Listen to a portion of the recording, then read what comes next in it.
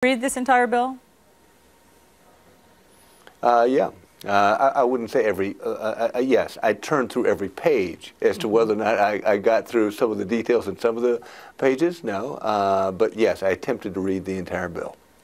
But you glossed over some of it? You would too if you read through it, yes. But again, it was relatively modest as these bills go. We're talking a couple hundred pages as opposed to a couple thousand pages. But I mean, why not dive into it? Why can't you say that you read it thoroughly? I read it as thoroughly as I could. I think that the amendments, which were really the bigger question for me, because I'd already voted no on the original base bill, were actually, you know, a couple of pages long, and I absolutely, in detail form, read through those. And again, you have an entire staff. That's why you have a congressional staff to really vet these things. So I read through the bill. I had my staff read through the bill.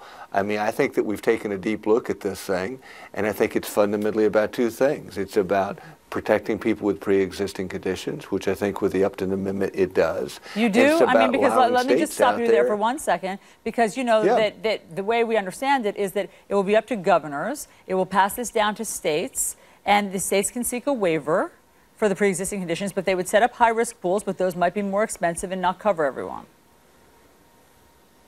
Well, I don't believe that that's the case. I mean, that's why the original $15 billion was there in the original amendment dealing with high-risk pools, and then an additional $8 billion was added to that with the Upton Amendment. And again, let me go back to what I was saying, which is fundamentally it's about trying to protect people with pre-existing conditions while concurrently trying to address the fact that there's been a rapid increase in premiums. For many people, insurance has not been insurance. If you have a $8,000 deductible, but you only have $1,000 in your savings account, you don't have insurance. And what we've seen in many states, like South Carolina, is that choices have narrowed down to but one provider, and premiums went up by 30%. So there are a lot of small business people out there, and there are a lot of people out there struggling in the individual healthcare marketplace who in essence haven't had insurance. And what this bill was attempting to do was to manage both of those populations and to help both folks. Congressman, you've been on